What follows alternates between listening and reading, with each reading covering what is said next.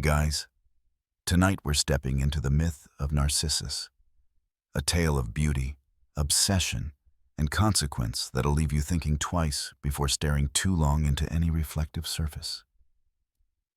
Picture it now. You're standing near a quiet, secluded pool in the heart of a forest. The water's so still that it mirrors the sky above. The sun casts a gentle glow across the surface, and in that mirror-like water, you see your own reflection for the first time, perfectly serene and impossibly beautiful. It's captivating, almost mesmerizing. You could look at it for hours, losing yourself in the symmetry, the delicate perfection of your own features. Now, imagine if that moment of discovery didn't end there. Instead of simply admiring your reflection, you become fixated. You can't look away. You think to yourself, "This is what I have always been meant to see. This is the most beautiful thing I will ever witness." There's no room left for anyone or anything else. Only you and the image staring back at you, glowing in that still water. You probably won't survive this journey without wondering what it would be like to be so utterly entranced by your own beauty. So let's dive deeper. So, before you get comfortable, take a moment to like the video and subscribe, but only if you genuinely enjoy what I do here. Feel free to share where you're tuning in from and what time it is where you are. Now, dim the lights. Maybe turn on a fan for that soft background hum, and let's ease into tonight's journey together. The myth of Narcissus begins here, in that very moment of realization. Narcissus, the beautiful youth, had no idea the power of his reflection. The moment he laid eyes upon it, he was lost. There was no coming back. In ancient Greek mythology, Narcissus was renowned for his physical beauty, but his fate would be sealed not by love from others, but by his obsession with himself. He was so taken by his own image that he couldn't tear himself away. It wasn't just admiration. It was something deeper, a yearning that could never be satisfied. As the story goes, he would spend hour after hour, day after day, gazing at himself, entranced by the water's reflection. Historians still argue whether Narcissus's fate was a punishment for his vanity or simply a tragic flaw of character. Some say it was the gods' revenge. Others suggest it was an inevitable consequence of his personality, a deeply embedded need for self-affirmation that could not be sustained. The more Narcissus gazes into the water, the more his obsession deepens. It's almost as if time itself has stopped. You too might feel a strange pull as you picture yourself standing there, watching the ripples in the water distort the perfection of the reflection. In that stillness, you feel the weight of the silence around you. There's no sound except for the occasional rustle of the wind in the trees or the soft trickle of water. The world around you, it seems, has ceased to exist, and all that matters is the image before you. Now, as Narcissus continues to stare at his reflection, he's not just admiring his beauty. Oh no. The longer he looks, the more he falls in love with it. He's transfixed, spellbound, as if his very soul has become intertwined with the image before him. The water, clear and smooth, reflects back every curve of his face, every contour of his body, every detail, perfectly symmetrical. But there's something else happening too, something unsettling. Narcissus begins to lose track of time. His body grows stiff, and hunger and thirst no longer matter. He is caught in a trap of his own making, unable to move, unable to pull away from that vision. For you, standing beside him, the scene feels eerily quiet. Yet there's a strange hum in the air, as though the entire world is watching this moment unfold. The reflection isn't just a reflection anymore. It's become the only thing that matters. Imagine the sensation, that magnetic pull toward the water, unable to break free, as if something inside you is telling you that this is the pinnacle of existence. The gods, it seems, have played their hand well. Narcissus is no longer aware of anything except the image, the beauty he sees. Historians still debate the meaning behind Narcissus's enchantment. Some believe it represents the dangers of excessive self-love, while others suggest it's a metaphor for the fleeting nature of beauty itself, always just out of reach, no matter how hard you try to possess it. Narcissus is doomed to forever reach out toward an image that can never love him back. It's both a punishment and a lesson, though the depth of its meaning varies depending on the interpretation. The hours stretch into days, and still Narcissus doesn't move. His body, once vibrant and alive with motion, now lies motionless by the water's edge. The trees around him seem to sway with the rhythm of the breeze. But inside his own little world, time feels like it's frozen. A sense of melancholy lingers in the air, and the once gentle ripples on the water now appear to distort his image, as if the world itself is trying to break the illusion, to pull him back into reality. But Narcissus isn't having it. His eyes are locked onto the reflection, and no force in the world can pry him away. Imagine, for a moment, the profound stillness of the scene. The quiet is nearly overwhelming. There's no rustling of birds, no voices. The only sound is the gentle gurgle of the spring, trickling like a lullaby, as if it, too, is helpless in the face of Narcissus's obsession. It's as if the whole world has paused just for him, granting him this final, solitary indulgence in his beauty. And yet, as you watch him, you realize that his obsession has transformed from something beautiful into something tragic. He's no longer a man admiring his own reflection, but a prisoner locked in a self-made cage of vanity. You can almost feel the tension building in your chest as you imagine his stillness, his unwillingness to let go of that perfect image. It's hard not to be reminded of the fragility of human existence, of how a moment of obsession can transform into a lifetime of regret. How many times in your life have you seen something you desired so badly, only to realize, too late, that it was never truly yours to have? It's almost as if Narcissus's fate is a lesson in the dangers of longing for something unattainable. His beauty, once his gift, has become his curse. As you stand there, watching the reflection shimmer in the water, you can't help but notice that the surroundings seem to change.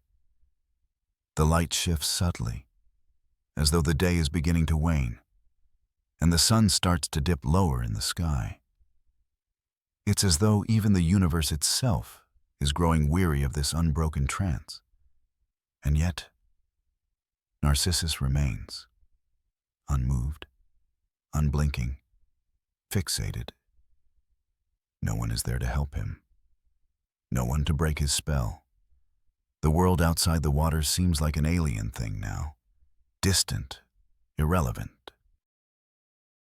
Historians still wonder why Narcissus was so consumed by his reflection. Was it the power of the gods? Or was it something deeper? Some argue that the story is a cautionary tale about the dangers of excessive pride. Others suggest it speaks to the self-destructive nature of obsession. Either way, the result is the same. Narcissus has sealed his own fate, not by any act of violence or confrontation, but through a sheer, obsessive fixation on his own beauty. As Narcissus remains by the spring, lost in his reflection, something subtle begins to change around him. The sun sinks lower into the sky, casting long shadows over the water's surface. The light dims, and the world seems to grow colder. What was once a warm, inviting scene now feels eerily distant, as if time itself is pulling away from Narcissus. Yet, he still does not move. His gaze remains fixed, and the gentle ripples on the water distort his reflection. But it doesn't matter. He doesn't see the world around him anymore. He only sees himself. Imagine the scene for a moment. You're standing in the stillness of that fading daylight, the air turning colder, and you realize something important. It's not just that Narcissus is fixated on his own image. He's forgotten everything else. In this quiet corner of the world, he's left behind all of his relationships, all his desires for anything beyond his own beauty. There's no one else here, no one to interrupt or remind him that life has more to offer than his reflection.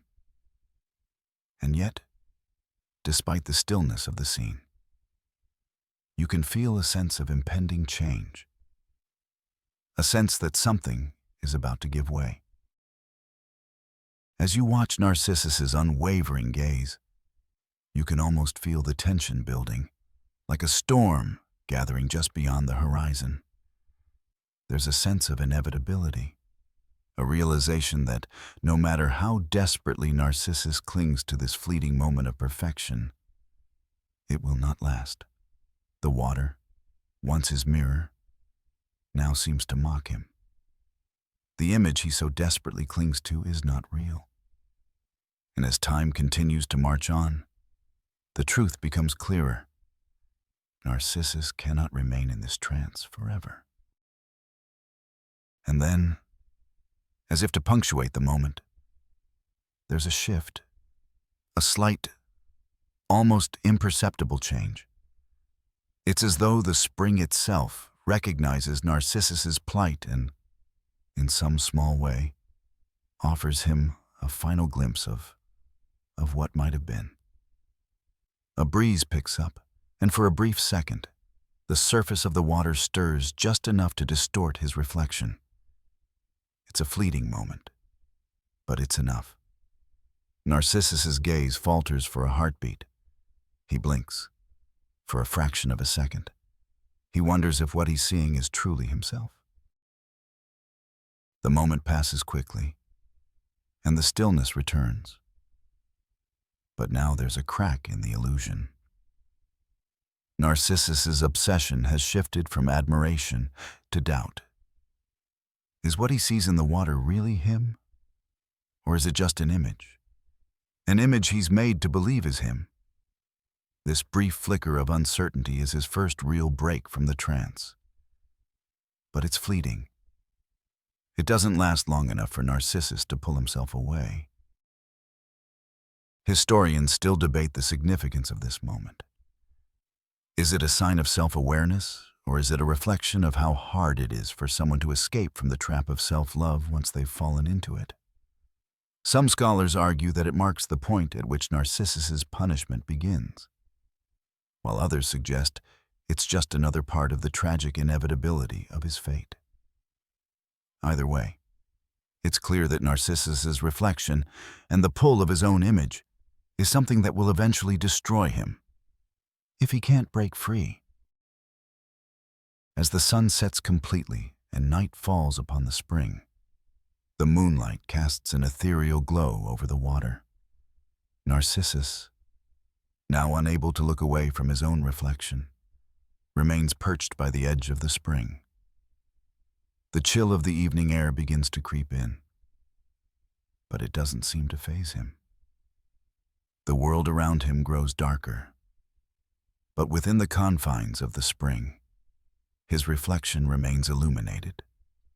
The water, now a mirror to the sky above, reflects the twinkling stars, yet Narcissus only sees himself. His obsession has deepened, and now there is no turning back. Now, imagine the world around him, slipping into the quiet of the night. The sounds of the evening grow faint as the crickets sing their lullabies in the distance.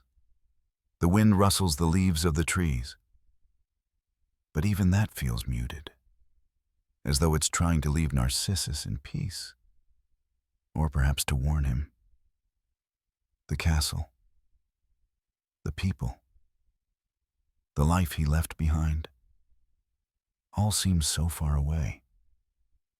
There's a finality in this moment, and the moonlight only serves to heighten the sense of melancholy that blankets the scene.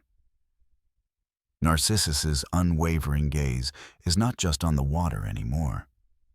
It's as though his reflection has consumed him entirely, drawing him deeper into a world of solitude and delusion. At this point, you may feel that familiar sense of inevitability, the feeling that something tragic is coming. But it's hard to look away.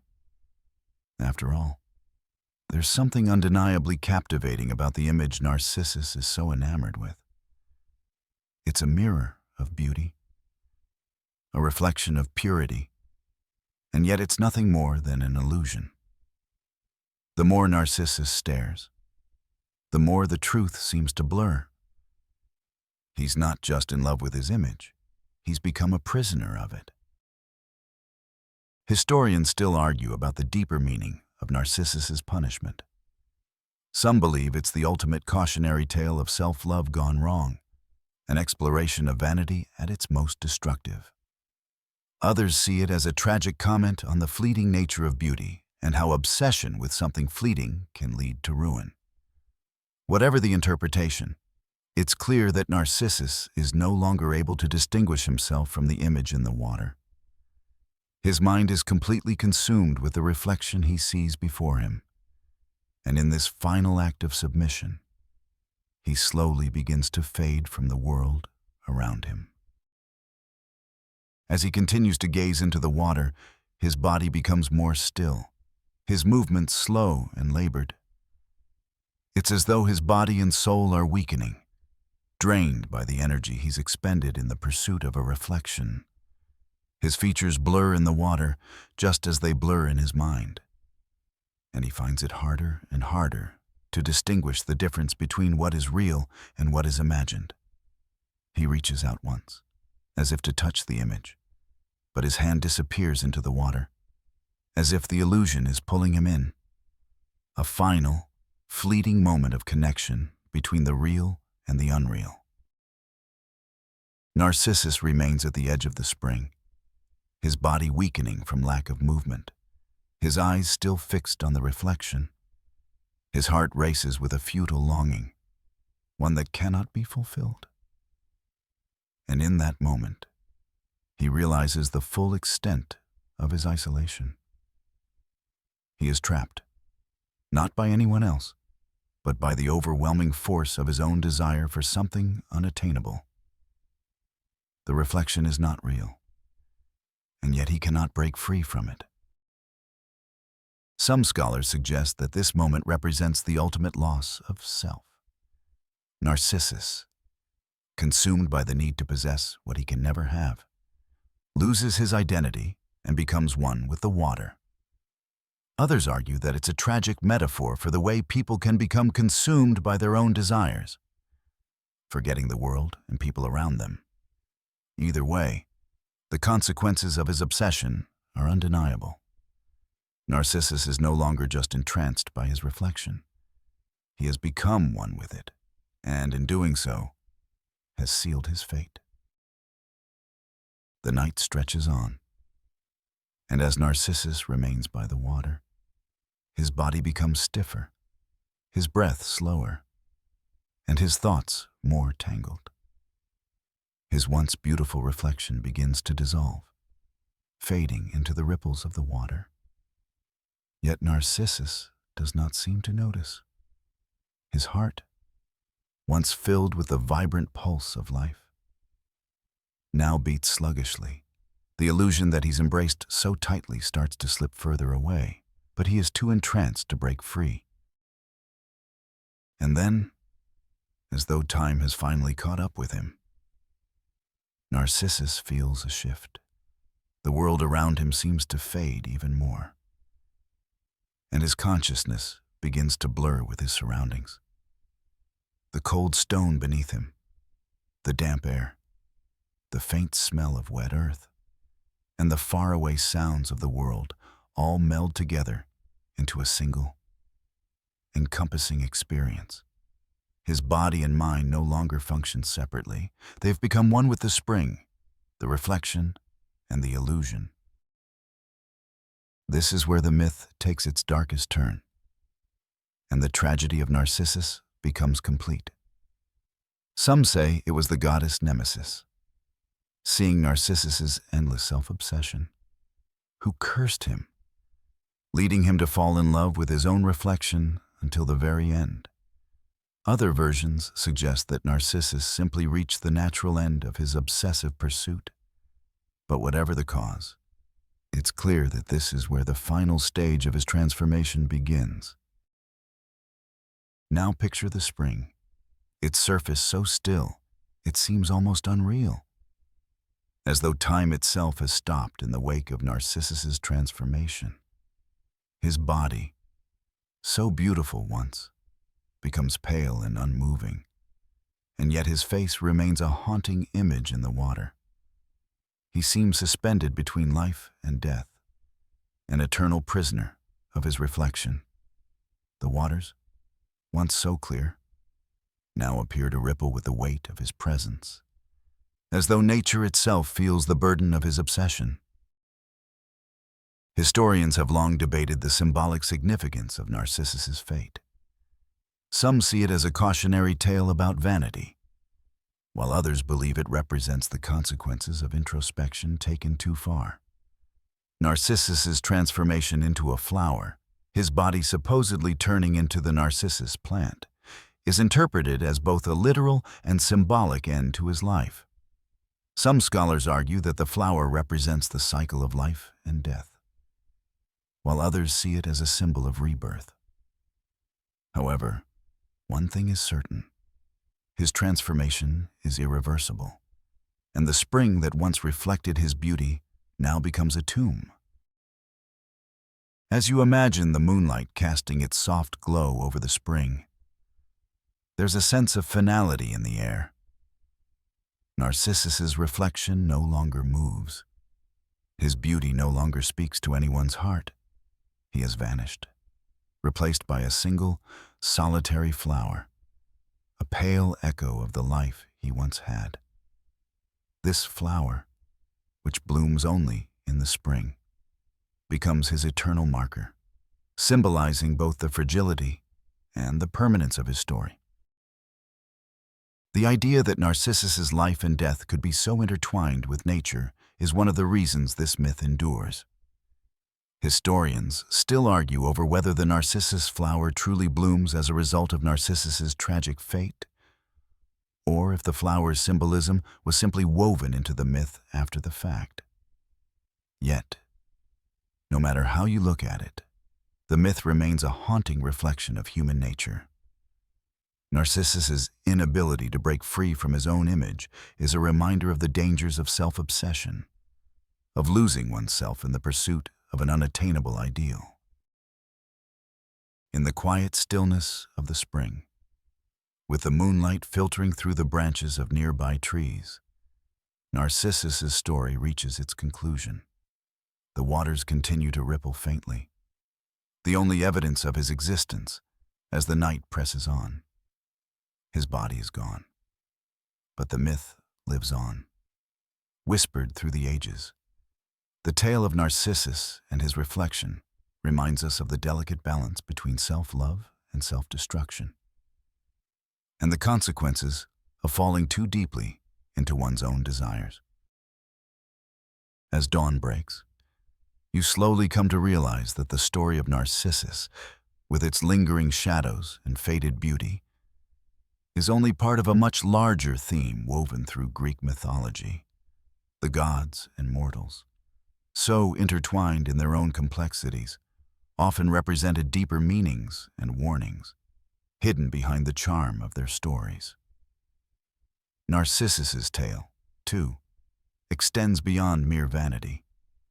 There are lessons here about the limits of obsession, the inevitable consequences of unchecked desires, and the dangerous allure of reflection, both literal and metaphorical. The world around you begins to shift as you start to feel the weight of the lesson that the story of Narcissus imparts. After all, the myth is timeless, its core themes applicable even to modern times. The beauty of Narcissus, captivating and fatal, makes you pause and reflect. You, too, may have seen someone, perhaps yourself, so entranced by an ideal, so caught up in what could be, that the present moment slips away, unnoticed. Narcissus becomes a mirror for the dangers of these fixations. When desire becomes all-encompassing, it leads to a loss of self and, ultimately, to a kind of death, a death of spirit, a death of connection, a death of possibility. As you linger on these thoughts, you can almost see the faint outline of Narcissus, transformed into a flower, blooming under the morning light. The Narcissus flower's delicate petals seem to glow with a soft, almost ethereal light, as though it too is caught between worlds, life and death, dream and reality. It sways gently in the breeze, the wind whispering through the empty spaces where Narcissus once stood. The flower, once his reflection, now represents his fate. It is a bittersweet symbol, one that marks not only an ending, but also a beginning. In the quiet stillness of the moment, the myth of Narcissus becomes a quiet reflection on the importance of balance. His obsession with his own beauty led to his undoing. But there's more to be learned from his fate. The gods, who often used mortal flaws as teaching tools, had once again created a situation where a simple human weakness, self-love, became a force of destruction. And yet, as you continue to reflect, you realize that the story doesn't end with Narcissus. His tragic end might have been a warning, but it also serves as a reminder of the consequences of excess, of desire unchecked by reason. Historians, in their various interpretations of the myth, continue to argue whether Narcissus was a victim of fate or merely a pawn in the gods' hands. Some suggest that the gods themselves shaped his demise, while others believe that Narcissus's internal struggles were the sole cause of his downfall. The real answer, it seems, lies somewhere in the balance between divine will and human nature. Was Narcissus merely caught in the hands of fate, or did his own choices guide him to his tragic end? Perhaps it was a little of both, fate and self-determination intertwined, leading him to the quiet solitude of the spring. As the day continues to unfold in the myth's wake, you realize that Narcissus's story is not just a tale of a beautiful boy lost in self-reflection. It is a reminder of the fragile balance between self-love and self-destruction. His myth reflects the dangers of pursuing idealized versions of ourselves and the consequences of becoming too captivated by our own image. The Narcissus flower, blooming silently in the quiet corners of the earth, serves as a reminder. Its delicate petals, once Narcissus's body, are a lasting symbol of the quiet tragedy that comes when we forget to look beyond ourselves. So as the sun rises higher, Shedding light over the land, you're left with a lingering thought. How often do we, too, find ourselves mesmerized by the reflection in our own water, unable to break free from the allure of our desires? The story of Narcissus, as haunting as it is, beckons you to consider the depths of our own obsessions and the cost they might incur.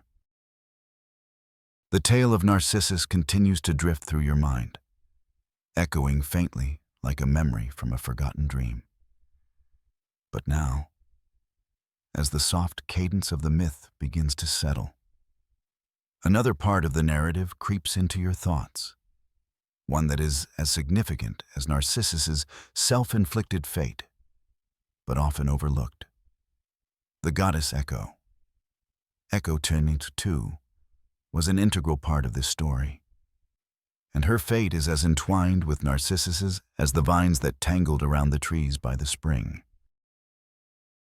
Picture this. Echo, once a beautiful nymph, adored for her melodic voice, her laughter, and the way she could captivate any who heard her. But Echo's story is marked by a different kind of obsession, an obsession with Narcissus himself. In contrast to Narcissus's reflection in the water, Echo's desire is not for her own image, but for the unattainable. Narcissus. She, too, became consumed by love, but not for herself. Her love was a silent echo of his beauty, a yearning that never found fulfillment. As you wander deeper into this ancient forest, the air thick with the scent of moss and earth, you can almost hear the soft, sweet echoes of Echo's voice bouncing off the walls of the surrounding trees. She would repeat the last words spoken by anyone near her, cursed by the goddess Hera to do so after a quarrel, leaving Echo trapped in a cycle of repetitive speech.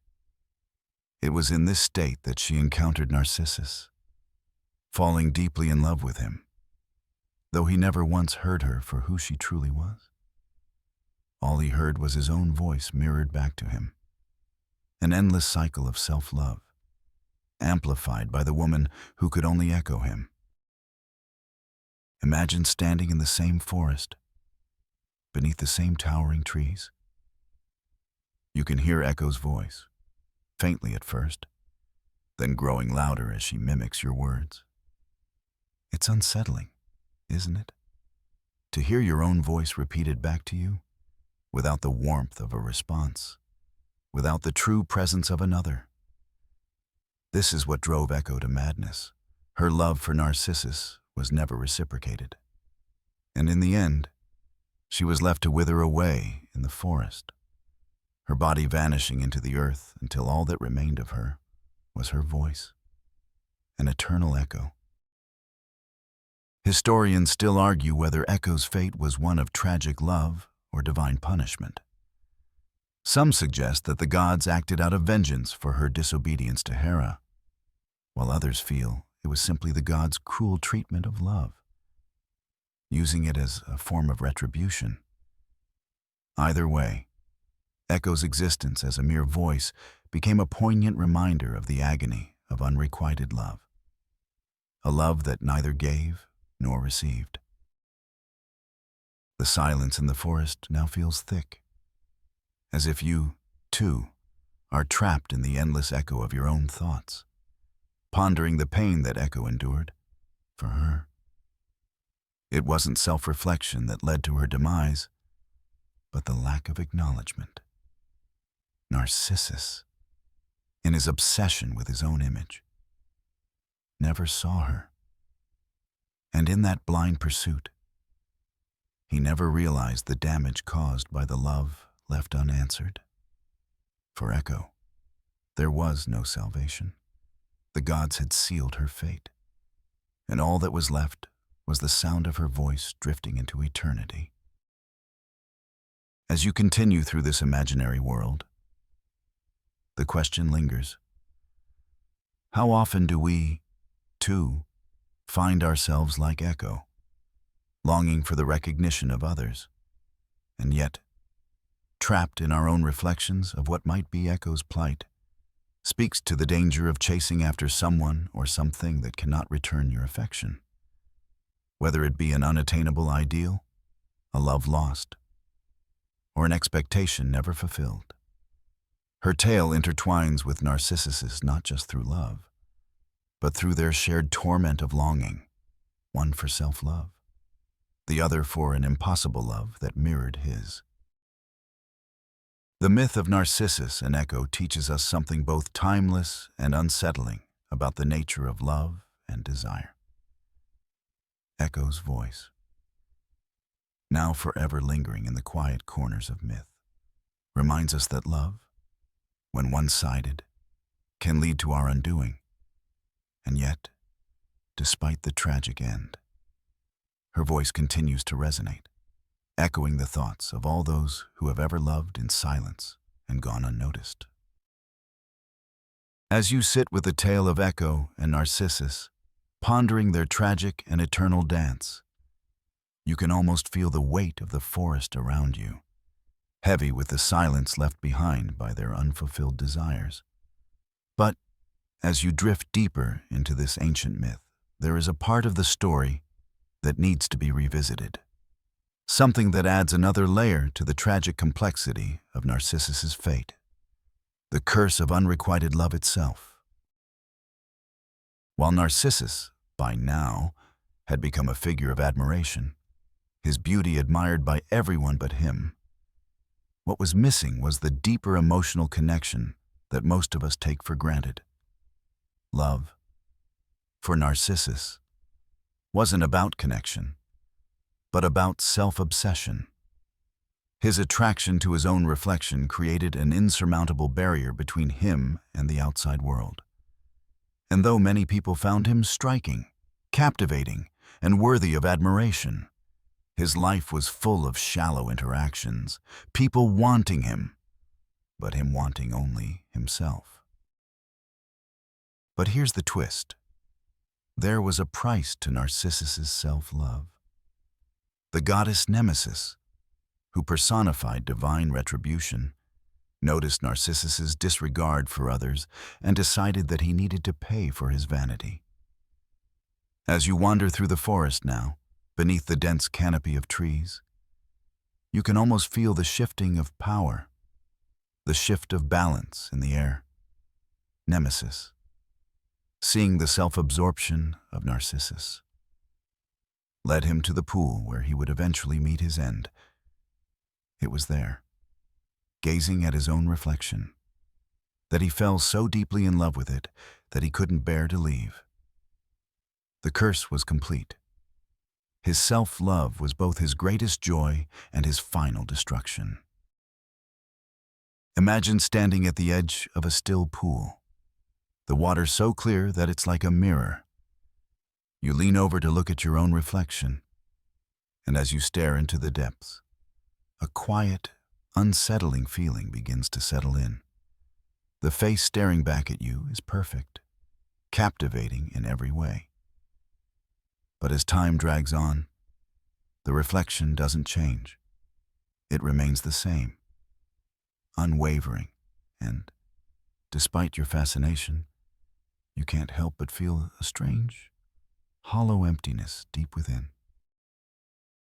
Historians still argue whether Narcissus's fate was a punishment for his pride or a cautionary tale of what happens when one becomes consumed with only one's own image. Some suggest that his punishment was a result of divine retribution, Nemesis acting out of a desire to correct imbalance, while others feel his downfall was inevitable.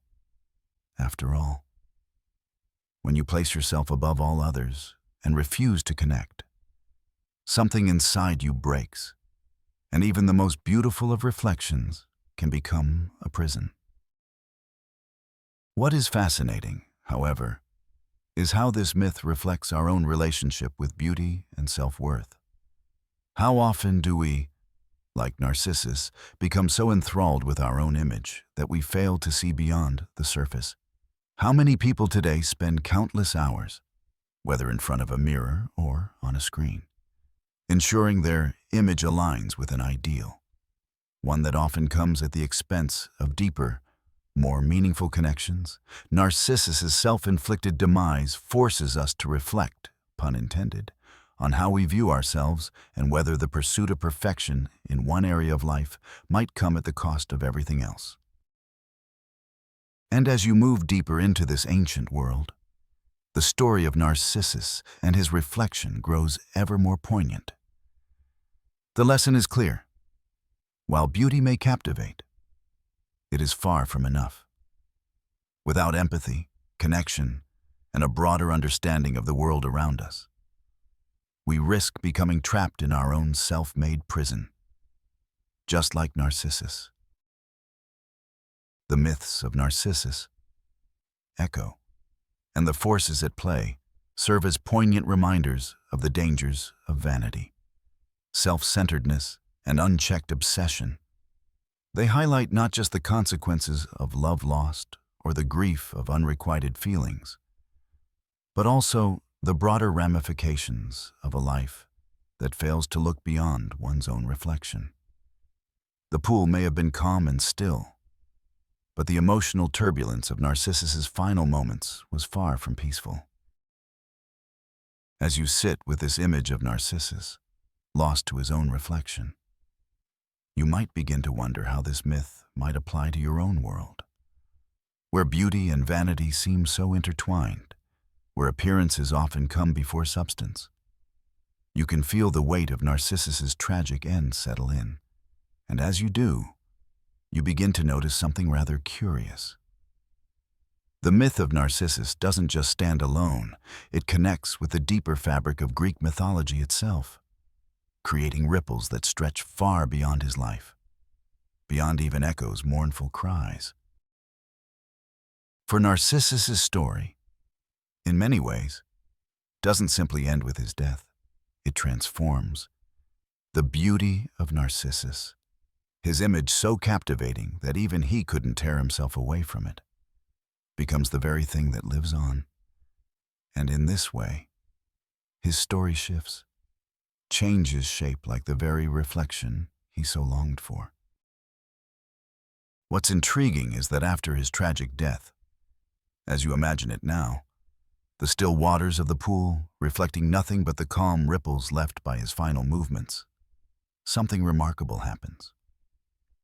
Where his body should have been, a beautiful flower blooms, bright and white with golden tips. It is here that we find the Narcissus flower, named after the man who could not stop gazing at his own reflection. Historians still argue whether the blooming of the flower in Narcissus's place was a sign of hope or merely a reminder of the perilous cost of vanity. Some see it as a symbol of immortality, a token of the beauty that continues even after death, while others feel it reflects the fleeting nature of all things beautiful, soon to wither, consumed by the very obsession that created it. After all, the flower's delicate petals eventually fall away, much like the fleeting nature of vanity itself. Imagine standing on the edge of the pool now, watching the sun filter through the trees, its golden rays spilling across the still water. There, in the reflection, you see the faint outline of the Narcissus flower, petals gently swaying in the soft breeze. A beautiful flower, born from a life wasted on obsession.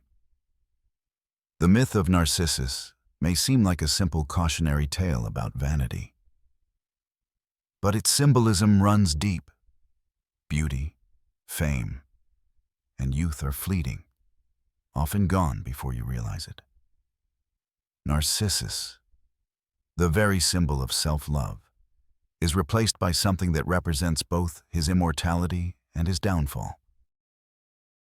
And as you stand there, feeling the cool air around you and the quiet weight of the story settling in, you wonder, how often do we, like Narcissus, pursue something that seems beautiful and perfect, only to find it fleeting, empty, or ultimately dangerous?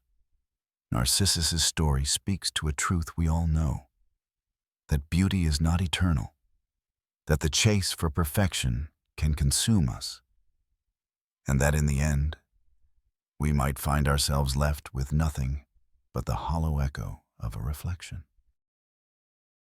What's serious though, is that the myth of Narcissus doesn't merely end with his demise or the blossoming of the flower. No. The myth continues to ripple through time, becoming a touchstone in art, literature, and psychology. Perhaps it's the reason we're so fascinated by Narcissus today. His story mirrors so many of our own struggles with self-image and self-worth. We live in a world where narcissism can be glorified, where self-love can be encouraged, but also where it can lead to isolation, obsession, and, as Narcissus learned, the loss of everything else. And as the moon rises over the still waters where the narcissus flower grows, you're reminded that the story doesn't just belong to the gods of Greek myth, but to every generation that follows, a myth passed down through ages, from one person to another, each one reflecting something back to themselves in the story. The myth is not just about Narcissus or Echo. It's about the dangerous allure of beauty, of seeking something impossible and losing the ability to see beyond it.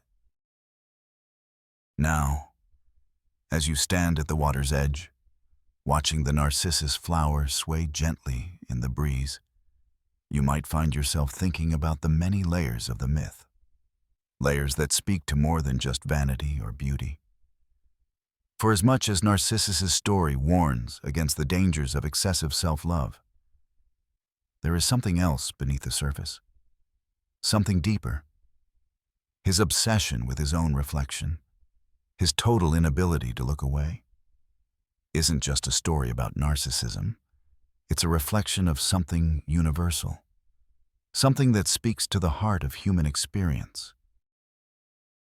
Narcissus's inability to break away from his reflection can be seen as a metaphor for how people get trapped in their own lives, their own worlds, their own heads.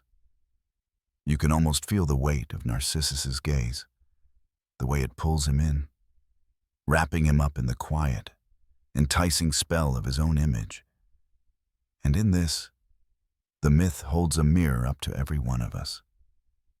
Have you ever found yourself stuck in a loop, unable to pull away from something that both captivates and confines you? Maybe it's the way you look, the way you're perceived, or perhaps it's the way you see yourself. Narcissus's story speaks not only to the obsession with external beauty, but also to the internal prisons we build for ourselves when we become too consumed by our own reflection, our own image of who we think we are or should be. You might feel that, just like Narcissus. You too have at times been lost in a world of your own creation, where the external world is blurred, and all that matters is the reflection staring back at you. And the more you gaze, the more you forget about everything else.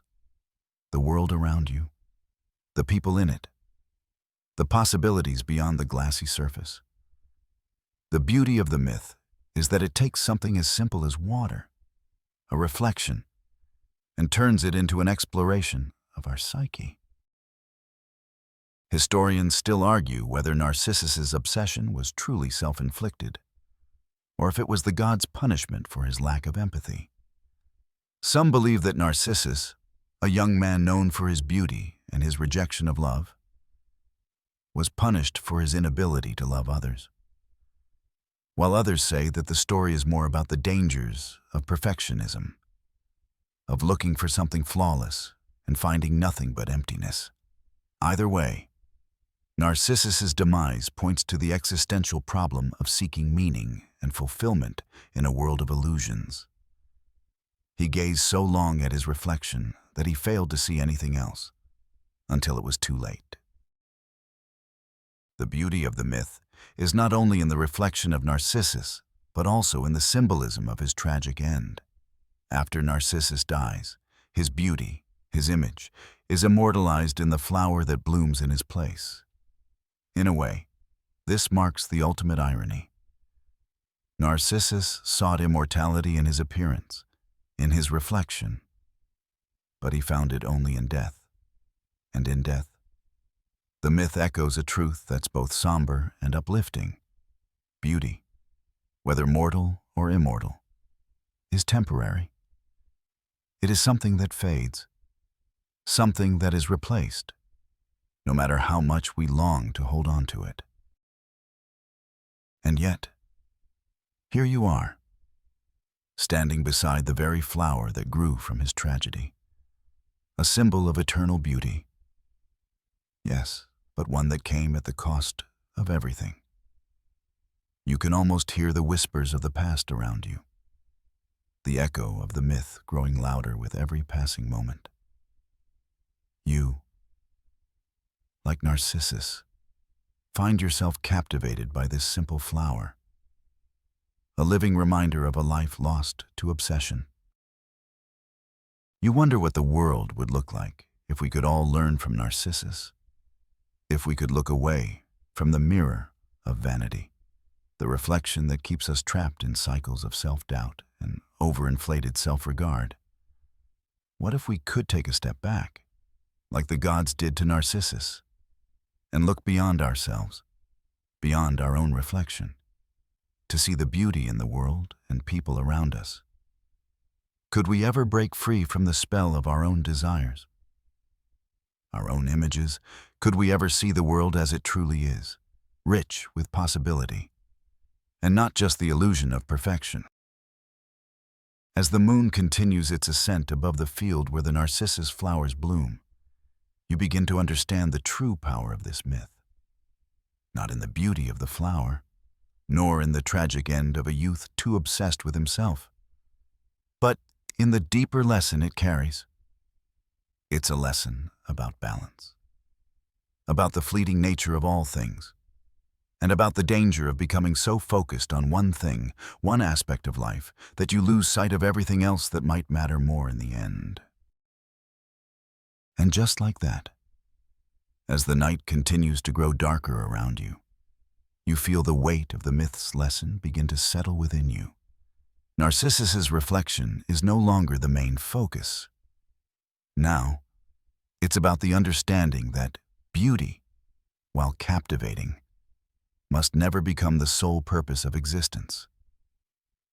You might find yourself reflecting on your own life, on the ways you've chased fleeting images or ideas, only to realize they held little substance when faced with the greater world. Now, as the evening air cools and the last of the sunlight fades behind the hills, you might wonder about the lingering effects of Narcissus's myth. After all, his story doesn't just end with the blooming of a flower. His tale is retold over centuries, a cautionary story carried through generations, each retelling adding layers to his legacy. But what is it about Narcissus that keeps us so fascinated? Why does his myth persist, even as we live in a world so different from his? The fascination lies in the paradox of Narcissus, a figure who is both pitied and criticized. We feel sympathy for him, trapped in a moment of self-love so intense that it leads to his destruction. But at the same time, we also judge him, thinking, how could someone be so consumed by their own reflection? And that's the brilliance of the myth.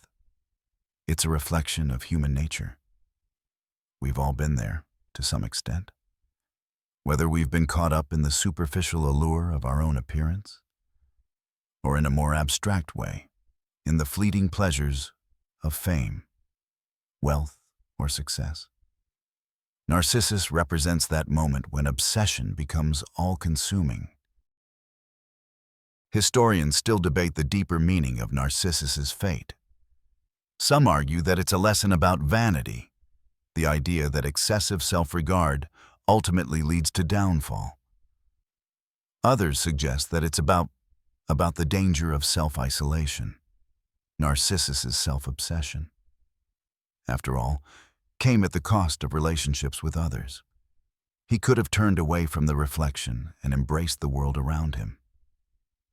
But he chose to be alone, to gaze at himself in isolation.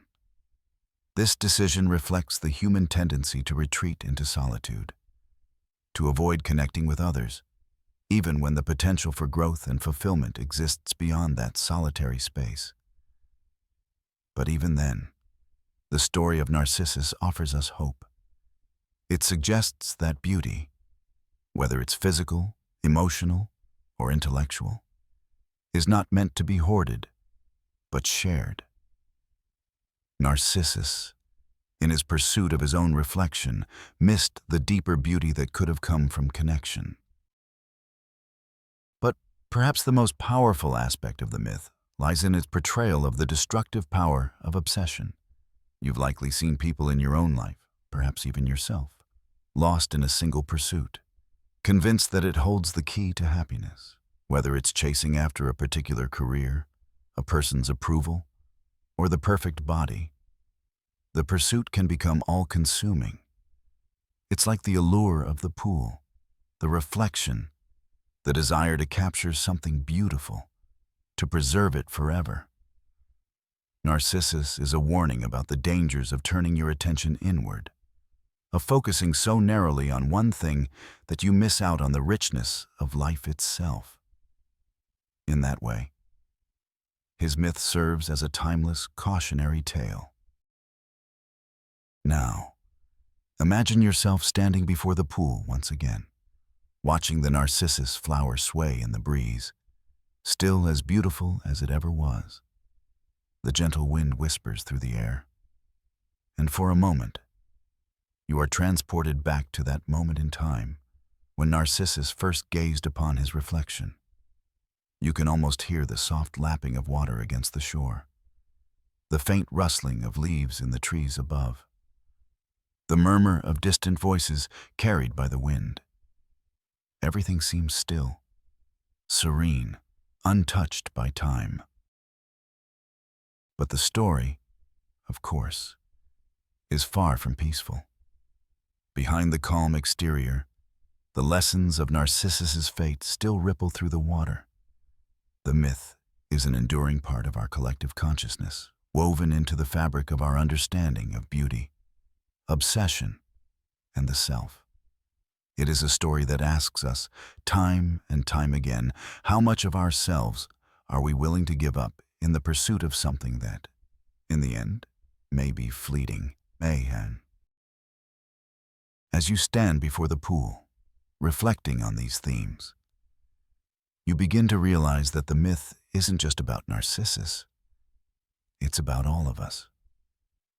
In a way, every person is their own Narcissus, standing at the edge of their own metaphorical pool, deciding how long to gaze into the water, how long to be consumed by their own reflection.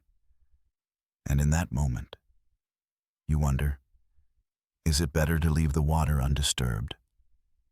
To turn away and embrace the world around you, or to keep looking, knowing that the reflection will never be more than a fleeting illusion?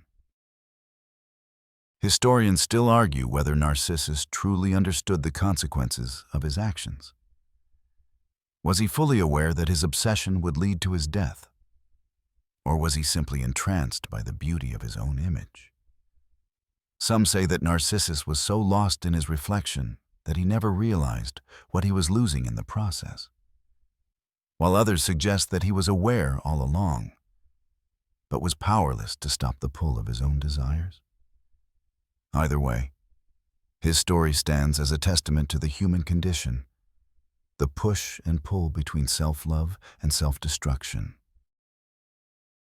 And just as the water stills and the flowers continue to sway in the breeze, you understand that this myth, Narcissus's story, is not just about beauty. It's about balance. It's about knowing when to look and when to turn away. And as the night deepens, you are left with that quiet, contemplative space, the lesson lingering in your mind like a distant echo. as you drift slowly into sleep. As you drift deeper into slumber, the story of Narcissus begins to fade from the forefront of your mind. But his image lingers in the quiet corners of your thoughts, like the soft rustling of leaves in a breeze. The tale isn't just an ancient Greek myth. It's a reflection of something universal, something that resonates through the ages. You might have heard it before in stories, in movies, or perhaps even in conversations about self-love and vanity. Yet, as you rest, you realize that Narcissus is not merely a figure from mythology. He's an ever-present part of human nature, alive in every generation. Historians continue to debate the exact meaning of Narcissus's tale. But one thing is certain. His story has permeated countless cultures and has evolved into a symbol of the dangers of obsession. But isn't obsession a part of the human experience? Aren't we all, in some ways, like Narcissus, gazing into our own reflection, fascinated by our desires, our ambitions, our insecurities? Maybe the myth wasn't just a cautionary tale, but an exploration of human vulnerability, the moment we become trapped in our own need for validation, recognition, or love. But then, what of the transformation Narcissus, in his relentless gaze, becomes the flower that bears his name? Is it a punishment or a final form of salvation? An escape from the harsh consequences of his vanity? The delicate petals of the Narcissus flower sway in the breeze, their white and yellow tones a beautiful reminder of the delicate balance between life and death, beauty and self-destruction. The flower is a symbol, both haunting and beautiful, a bittersweet reminder of what Narcissus has become, a figure forever intertwined with the natural world, caught in an eternal cycle of longing and reflection. Imagine yourself standing before the pool once more, where the reflection of the Narcissus flower blooms beside the water, undisturbed by time. It's quiet now, a stillness that seems almost surreal. The waters, once disturbed by the restless movements of a man lost in self-obsession, are calm, and you begin to notice how the reflection in the water has shifted, changed, and merged with the world around it. What was once Narcissus, consumed by his own desires, is now part of the greater natural landscape, an ever-present reminder of the interplay between beauty and destruction, self-love and isolation.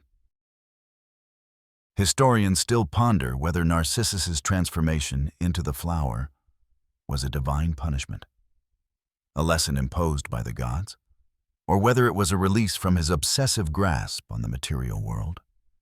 Some believe that the gods, in their eternal wisdom, sought to humble Narcissus, teaching him that beauty cannot exist in isolation.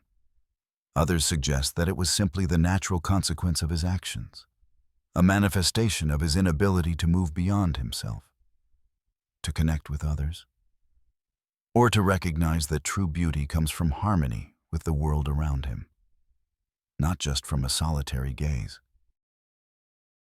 As you linger in this quiet moment, a thought drifts into your mind.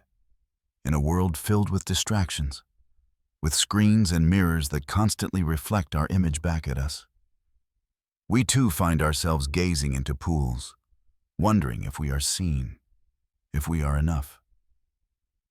But unlike Narcissus, we can choose to look away, to step back from the reflection, and to embrace the world that surrounds us, to seek out connections that transcend the surface.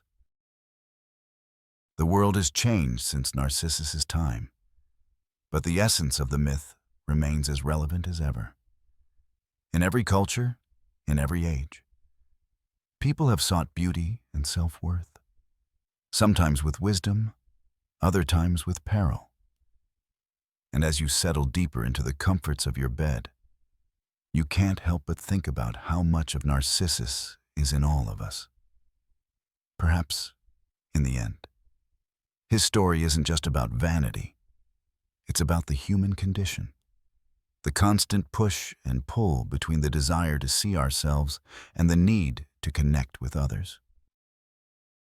As sleep overtakes you, the gentle whisper of the breeze and the quiet rustling of leaves outside seem to merge with your dreams, and the story of Narcissus fades gently into the shadows of your thoughts, a lesson to hold on to for just a little longer. The stillness of the night deepens, and as you lie there, your thoughts slip into the silent spaces where myths live and breathe. Not just in ancient tales, but in the quiet corners of your own mind. Narcissus's story, now a soft murmur in the distance, starts to fade away, leaving only a lingering feeling, a shadow of what was once a powerful force of obsession and self-reflection. And yet, in that space, you realize something important.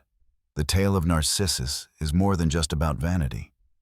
It's about our complicated relationship with beauty, self-worth, and the struggle between connection and isolation.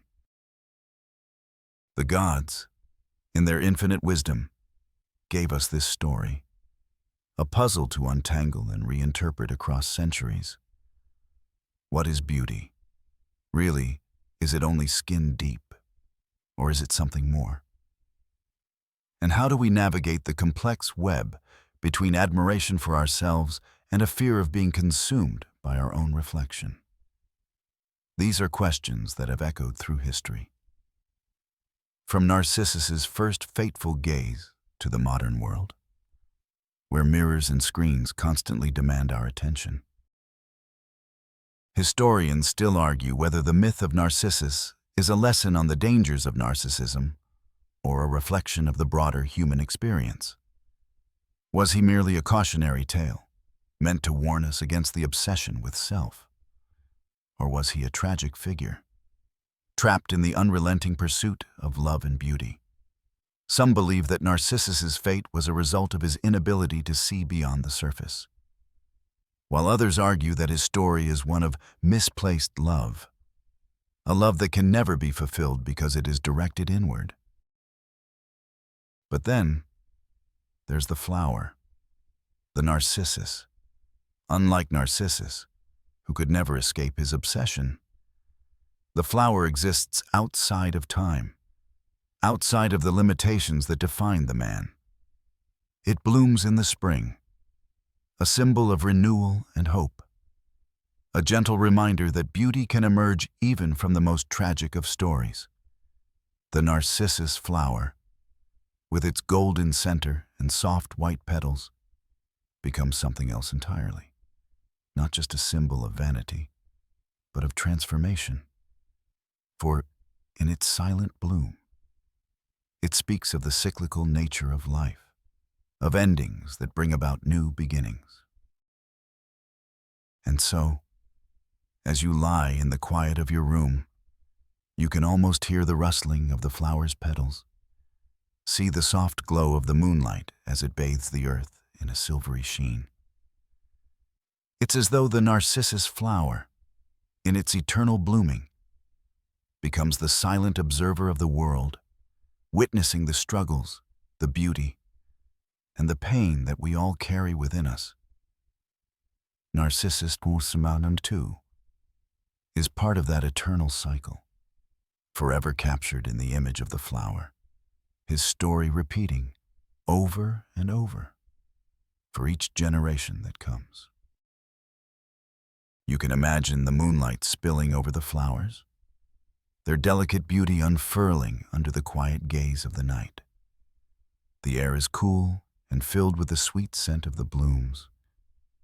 The world seems to hold its breath, and in the distance, you hear the soft rustling of leaves, a breeze that carries with it the echoes of Narcissus's story, now softened by time. In this moment, you realize that the myth isn't just a tale from the past, It's a part of the human experience, woven into the fabric of every life. Narcissus's fate was sealed by his inability to look beyond himself. But perhaps the real lesson lies in how we choose to look, whether we choose to fixate on our own reflections or open our eyes to the world around us. For in the quiet, gentle blooming of the narcissus flower, we find a reminder of the beauty that exists outside of ourselves, in the connections we form, in the love we give and receive. The air is heavy with the scent of the flowers now, and the soft sounds of the world tut continue to lull you deeper into a peaceful slumber, as the tale of Narcissus becomes a distant memory, a gentle whisper in the night. The moonlight that once bathed the narcissus flowers now begins to fade, the night growing deeper, quieter. You find yourself drifting into the rhythms of sleep, but not before a final thought lingers in your mind. The tale of Narcissus, the beautiful youth who died consumed by his own reflection, is, in many ways, a story about balance. It's a story about the dangerous edge between admiration and obsession, between the fleeting satisfaction of self-love and the isolation it can bring. As you rest in the gentle darkness, consider how this myth, thousands of years old, still resonates today. How many times have you caught yourself lost in a mirror, consumed by the image staring back at you in a world where beauty and self-image are so frequently linked to worth? Narcissus's story serves as a reminder, a quiet, almost inaudible warning, that when we become too enamored with ourselves, we risk losing the very thing that connects us to the world around us, the ability to truly see and understand others. The tension between self-admiration and self-absorption has existed for centuries. Historians still debate whether Narcissus's fate was a punishment for vanity or simply the inevitable result of his inability to look beyond himself. Perhaps it is both. Vanity, unchecked, leading to destruction, but also a deep sadness, an isolation that prevented him from experiencing the connections that others were able to form. Narcissus was cursed not by the gods alone, but by his own lack of depth, his inability to break free from his own reflection and see the world as it truly was. As you settle into the stillness of the night, imagine the quiet of the world, so peaceful and serene. The gentle rustling of the trees outside your window, the distant hum of the world. All of it becomes part of the larger narrative of life. Even the story of Narcissus, tragic as it is, reminds us of the beauty in the quiet moments, the moments of introspection, of seeing ourselves for who we truly are, but also of seeing beyond our own image to the world around us. For a brief moment, you almost feel as if you're standing beside the still waters where Narcissus once gazed, his reflection shimmering before him.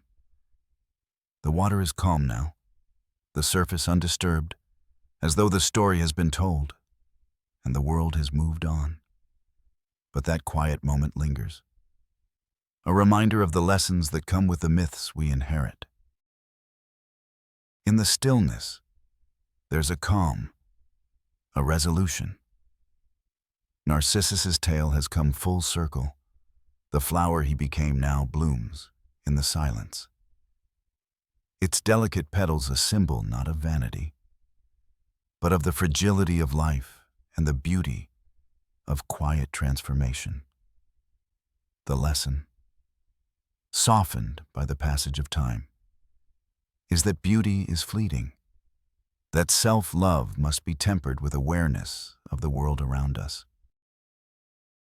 The warmth of the bed, the soft hum of the world, and the gentle scent of the flowers outside blend together. Your breathing slows, deepens, and you feel the last traces of the myth dissolve into a comforting haze. The final chapter of the story, slipping quietly into the depths of your dreams. Remember, Narcissus may have been consumed by his reflection, but in the quiet of the night, surrounded by the myths and the beauty of the world, you find peace. There's no rush to answer life's questions. No need to chase after fleeting images. For now, just rest and let the timeless stories of the past continue to drift through your dreams, gentle as a breeze, soft as the petals of a flower.